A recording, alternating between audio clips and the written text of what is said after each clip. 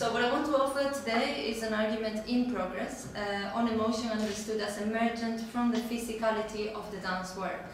And then I'm actually going to also offer an analysis to support these ideas. This argument is based on the concept of subject, perspectivism, and affective interpretation in Nietzsche's work. The paper exemplifies the experiential aspect of emotion in dance spectatorship through an analysis of Crystal Pite's work, Dark Matters. Crystal Pite is a Canadian choreographer who often works within a European context and hence can be classified within the current Euro-American contemporary theatre dance. She was a ballet and contemporary dancer, that's not her by the way, and now works predominantly in the contemporary style of dance, but both with contemporary and ballet companies. She's highly sought after choreographer at the moment, and she works both with her own company, Kid Pivot, and as a guest choreographer for companies around the world. She confesses a personal interest in narrative and in connecting with the audience of her work, but interestingly, often avoids the term communication. She also defends that she achieves this sense of narrative through the physicality of the work, through a tension both within and between bodies, and through interrelations between the different elements of a work of dance. I argue that it is this understanding and how it is reflected in her work that makes Pite a perfect illustration of an embodied, non-linguistic and active perceptual understanding of the spectator's experience of emotions in contemporary dance. And I propose ways to both understand and analyze works of contemporary dance together with the spectator's experience of emotion in these works. The piece analyzed in this paper is one of the full-evening shows that Pite has created for her company. It's entitled Dark Matters, as I said. It was premiered in 2009 in Canada. The work is composed of 2 acts and lasts about 2 hours with an interval.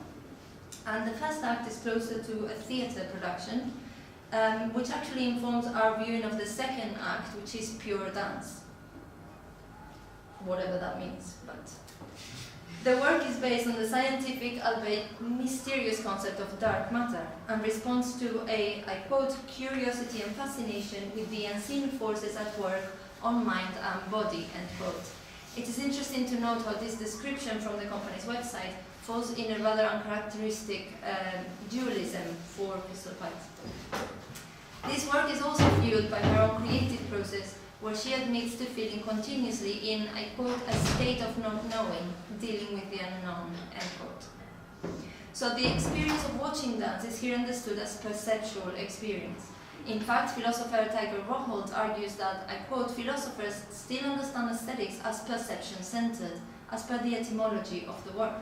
So the Greek word aesthetis, meaning perception, end quote. However, the understanding of perception that I use here is not that of reception and passivity. Perception is understood, as suggested by Alva Noe and Kevin O'Regan, as something we do, an active endeavor. I quote, a way of thinking about the world, end quote. And in this sense, if we study the spectator's experience of dance, we necessarily refer to a particular action of a particular subject, with all the caveats of the subject that have been brought up these days in Nietzsche's understanding. Although there is more in common in the experience of emotion in contemporary dance that might seem intuitive, more in common between spectators, that is, I must start by recognizing that any view is actually perspectival. As discussed by my colleague Mario, perspectivism is indeed a key concept in Nietzsche's work, and I will build on that concept for my discussion. Nietzsche argues, and interestingly, phenomenology of dance often does too, that there is no view from nowhere. Nietzsche, I quote, claims that all events in the organic world, and indeed whatever exists, essentially involve interpretation, and that this involvement concerns not only their apprehension by subjects, but their very constitution as objects or events. Nietzsche goes so far as to identify interpretation with the essence of life, the will to power, end quote. A short note here to say that this could easily be related with discussions about dance as an abstract object that can only be instantiated through their performance. So basically a discussion on the ontology of dance, but I don't have time to go into this today. It is important to note that interpretation in Nietzsche does not exude one meaning, but many. In fact, I quote, for Nietzsche, interpretation seems to be present wherever there is meaning and value at all, end quote. And to be fair, interpretation is everywhere, which would also link it to perception, and indeed with an active perception, as I have discussed before. Cox, who I also use, also argues that philosophers have now come to understand our knowledge as, I quote, an interpretive web of mutually supporting beliefs and desires that is constantly being rewoven, and that we are always already immersed in a world full of significance that we pre-theoretically understand. And he continues stating that the role of epistemology is to discover how particular sensory experiences, beliefs and desires relate to our understanding, end quote. This role is precisely what I pursue in my research. How does the sensory experience, that is, perceiving a work of dance, relate to our understanding and overall experience of dance, and more particularly, our experience of emotions in dance? Interpretation and indeed meaning are then understood in Nietzsche and his readers not only as linguistic, propositional, or in terms of content, but also as embodied. Mark Johnson speaks about, I quote, linguistic meaning as a subcase of meaning in a broader sense, end quote. So that Susan Sontag's problematic of interpretation in art, when she says that, I quote, by reducing the work of art to its content and then interpreting that, one tames the work of art, making it manageable and conformable, end quote. This problematic then is not relevant in the understanding I'm presenting. Indeed, the understanding presented here would respond to Sontag's plea for attention to the senses, while going against her own characterization of interpretation and meaning. It seems that there pervades a need to understand the work of art through interpretation, Sontag says. That is, to elicit its meaning, its content. A common complaint about contemporary dance, you watch a piece and you say, I didn't understand it, right? So it is imperative, Sontag argues, to focus on the artwork itself, not only formal analysis, but a really accurate, sharp, loving description, this is her, of the appearance of a work of art, to recover our senses, to show how it is what it is, even that it is what it is, rather than to show what it means. I concur in that there is need to place this aspect of the works of dance, of art, in reality. Much emphasis has been put on interpretations of meaning in dance, but less work is being done on the appearance of the work itself. However, her understanding of meaning seems to be focusing on the linguistic articulated meaning, and the division between this and the appearance of the work is for her unsurmountable. Nietzsche's understanding of interpretation bridges Sontag's understood gap and links it directly with appearance, and I apologize because I'm quoting something that Mario quoted already. Nietzsche entwines the notion of perspective with that of affective interpretation. He claims that our perspective is constituted and directed by a matrix of active and interpreting forces which allow something to appear as a particular something. A perspective then would seem to be an ontological and evaluative horizon opened up by the operation of a particular affective interpretation. End quote. Now, affect is here understood as a general umbrella term for the affective realm and is not related particularly to affect theory. Further to this, Nietzsche considers affects to be themselves interpretive, and considers them, I quote, dynamic quanta in relations of tension to all other dynamic quanta, end quote. Interestingly, the notion of tension seems to be important in his definition, as it is for me in the analysis of Barthes's work. So how does Nietzsche understand emotion? First, he understands the term emotion as a projection of similarity onto a variety of experiences. So already he links emotion and experience directly.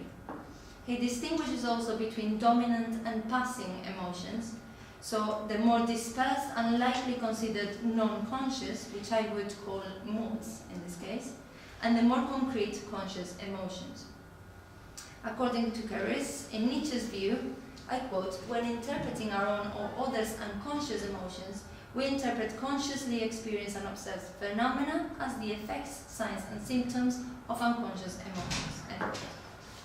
This provides a valid comparison with a two-level system of experience that I am going to propose below, where the possible emotional interpretations of a work of dance are articulated and conscious, as well as emergent from a more perceptual level that only delineates mood from formal and dynamic properties of the actual work. I quote, his account of emotions, that's Nietzsche's, is connected to an insistence on the bodily nature of the mind that avoids mind-body dualism and removes the separation of cognition from affect. His understanding of subject is also embodied in that it is, I quote, an aggregate in two levels, what are usually called the physical and the spiritual, body and soul, which are indeed not opposed, end quote. He then even questions, as we saw these days, the subject in unity and identity, and considers relative and as an interpretation in itself. So he, I quote, refuses to identify perspectives with either the private point of view of individuals or the fixed physical, psychological schemas of biological species, end quote. This is mainly, as I said, because he does not understand the subject as a united entity, but, I quote, as an amalgamation of competing impulses and drives, an irreducible multiplicity. Nietzsche's relationship to theories of embodied cognition, then, is clear. According to Varela, Thompson, and Roche, I quote, cognition is not the representation of a pre-given world by a pre-given mind, but is rather the enactment of a world and a mind. They propose an embodied, mindful, open-ended reflection. By embodied, they mean reflection in which body and mind have been brought together, end quote. Inspired by this description of the experience of perception of color, it is possible to propose something similar for our experience and perception of emotion in contemporary dance. We perceive emotional expressiveness, I argue, in the form of mood, through the formal and dynamic properties of the performance. However, these are not physical pre-given structures, but a form of experience, which also pervades other encounters with the world, such as landscapes or social life. Experience here is also cognitive, I quote, providing a paradigm of a cognitive domain that is neither pre-given nor represented, but rather experiential and enacted, end quote. In fact, mood, according to this view, would be experiential and not objective, but it would also be shared, so not exactly subjective either, at least to some extent. Varela, Thompson, and Roche actually say, I quote, in a nutshell, the enactive approach consists of 2 points. 1, perception consists in perceptually guided action, and 2, cognitive structures emerge from the recurrent sensory motor patterns that enable action to be perceptually guided, end quote. Nietzsche defends, through his understanding of subject, that it is the deed, the action, that is everything, and not the doer, the subject, justifying belief in actions and appearances, which would support the importance of looking at the artwork itself like an argument. However, despite being bound to actual perception, artworks cannot be reducible to it. And in experience, artworks are perceived not as a sum of parts, but as something that emerges from a combination of features that is more than the sum of its parts. So the perceptual experience of dance is more than the physical properties of the performance, by the nature of our perception, which is active and embodied. This idea of emergent, in fact, has been proposed many times in the history of theory of art. In the case of performance, of a performance, it is indeed the experience of the viewer that is key, and I quote, an active engagement produces the experience phenomenon. The dance appears as it does by virtue of how it is apprehended and described, end quote.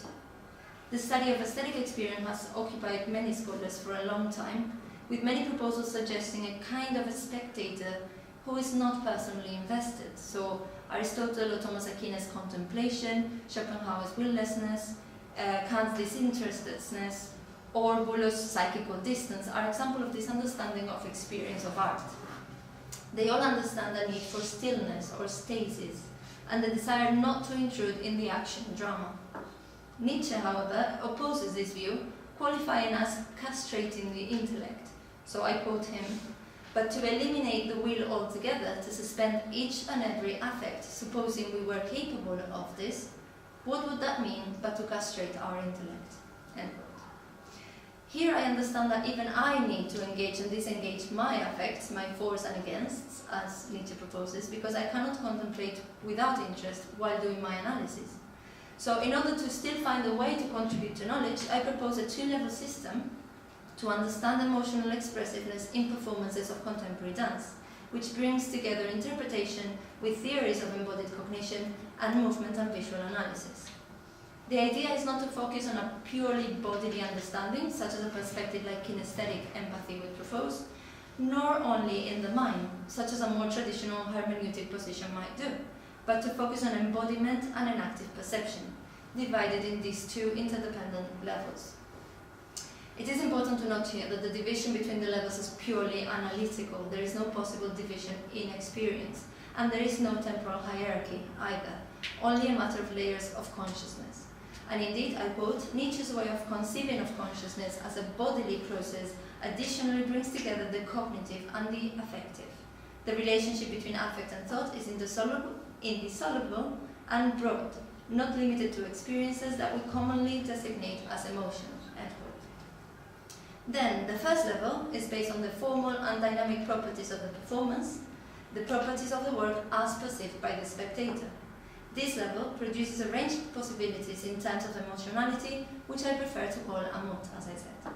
The second level is based on the previous level and produces a different kind of understanding, a more traditional sense of interpretation and hence of emotion. Nietzsche actually proposes a similar kind of idea to that of emergence when saying, as read by Cox, that, I quote, self is that an aggregate of many different perspectives and interpretations, each of which is affective, rooted in the various drives, impulses, desires, and passions of the body, end quote. The first level of perceptual experience cannot be fully, or at least satisfactorily, explained in words. It escapes the logocentric. This also happens often in dance, like when you ask a dancer to express something in words, they would say, it's felt, it cannot be explained. Mark Johnson again says, I quote, because of the limitation of our propositional modes of representation, we have a hard time trying to express the full meaning of our experiences. And while we must use propositional language to describe these dimensions of experience and understanding, we must not mistake our mode of description for the things themselves, for the things described, end quote. Articulation, so explanation through language, comes in level 2. So both with accessory information like program notes or previous info about the company and the performance, and through the personal background of the spectator. Again, a broader understanding of meaning is needed here, in which this kind of content emerges from our bodily experience. This division, however, is not a chasm. Our background influences our perception because it is active, because we do it. But it is interesting still to analyze the possibilities. Traditionally, theories of dual processing, which have existed for a while, have understood perception as level 1 and conceptual reasoning or understanding as level 2. They have also been related to the unconscious and conscious, or to bodily and cognitive.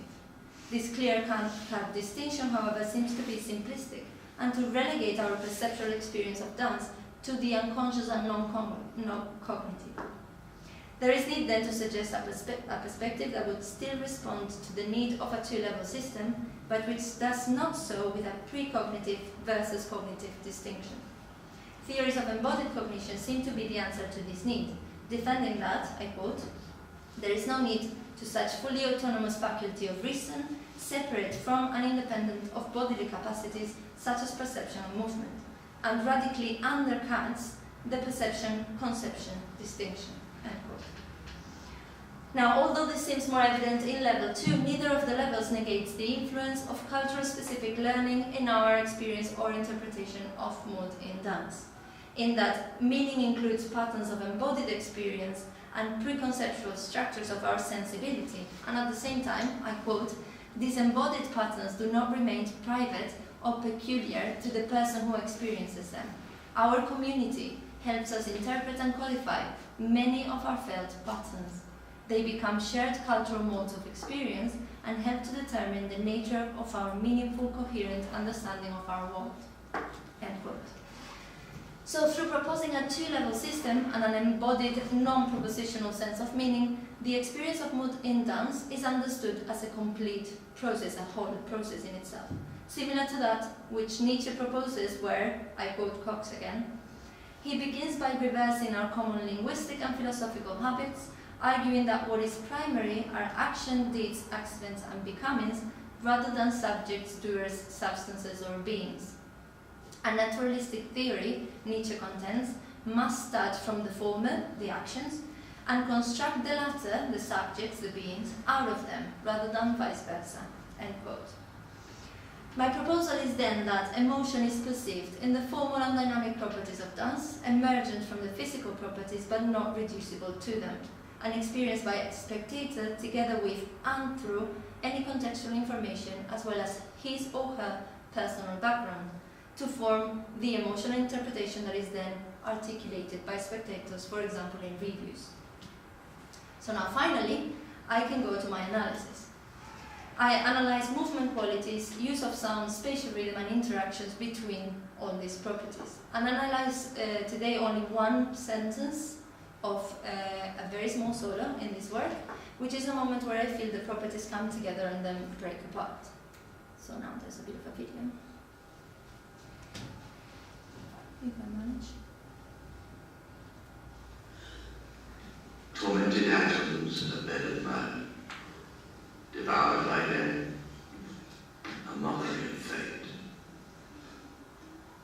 But thinking atoms, whose far-seeing eyes, guided by thought, have measured the faint stars. Our being mingles with the infinite. Ourselves. So movement qualities are constructs to categorize movement according to the use of the body, rhythm, and the use of direction in the kinespheric space. The turn and the switch of direction in this example are fluid but quite slow, almost sustained. The elongation, when the dancer is with one arm back and the leg forward, is sustained, almost retained, with the feeling that the dancer is suspended in that position. In this solo, it is possible to perceive mixes of qualities due to changes of muscle tone, such as the one between sustained and fluid qualities. So sustain is much more stronger in the use of muscle tone.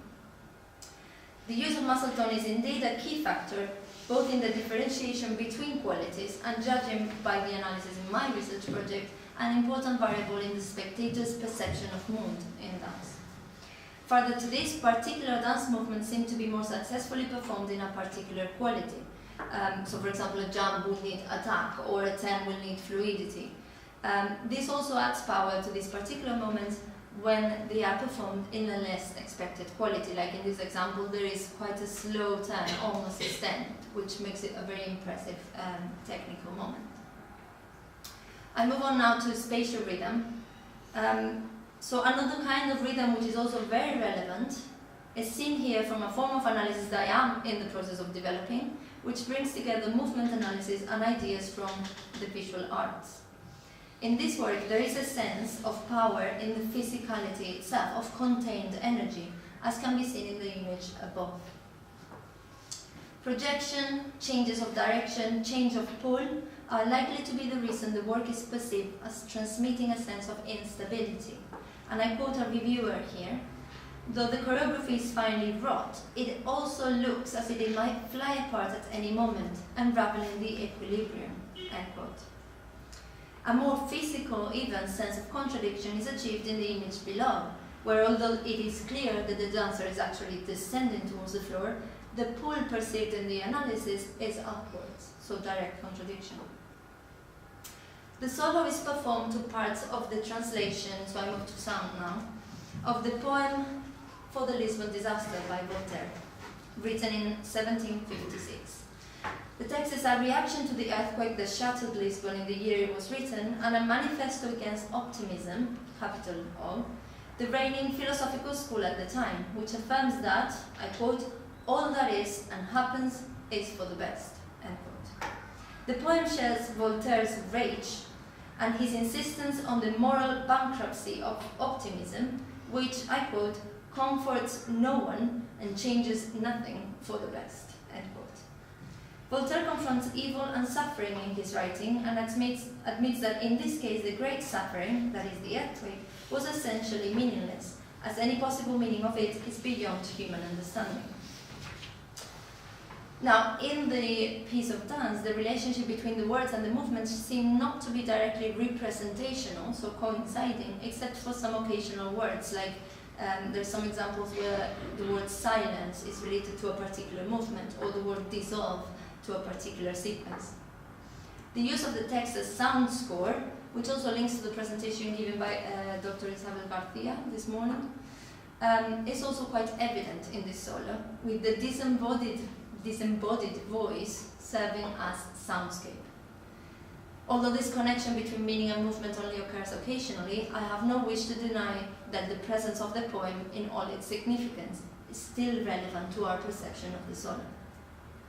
Now, for an example of the analysis, I'll show you another bit of the video, which is not that one. Tormented atoms in a bed of mud, devoured by men, a mockery of fate. But thinking atoms, whose far-seeing eyes, guided by thought, have measured the faint stars, are being. So, as an example of the analysis of sound, the words coincide with the first jump in the sequence, then with the turn, the word thought coincides with the attack of the elbow, the dancer comes up and then stops with the words have measured, and to the faint start, 3 movements are performed, so following the accents of the voice. One is actually just before the voice starts, so that the end of the gesture coincides with the beginning of the voice. One with the marked T sound at the end of the word faint, and one to the word stars. Interestingly, faster movements seem to occur in the silences, so the faster at the end of the attitude turn and ahead of when he lowers to the floor, and the impulse to come up, all this happening in silence. This use of movement, silence, and words creates a shared rhythm between the 2 properties of movement qualities and sound. This is perhaps one of the key observations of the analysis of sound and movement in this case study. They not only shared a pulse throughout, even when they seem to oppose each other, they actually create a rhythm between them. I believe this to be one of the keys, at least, to the experience of mood in the performance.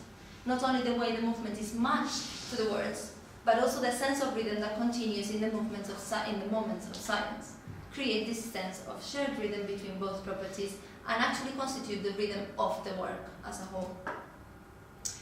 So, the work builds this sense of tension through changes between the movement qualities, through the use of the body in opposition, with the body moving in 2 or more directions at once, and it's also observable in the spatial rhythm, as we saw, in the sense of contained energy, or in the pulse in several directions and opposing physicality and pull. The shared rhythm, as well as the occasional relation of meaning between the movement and the poem, also create a sense of tension.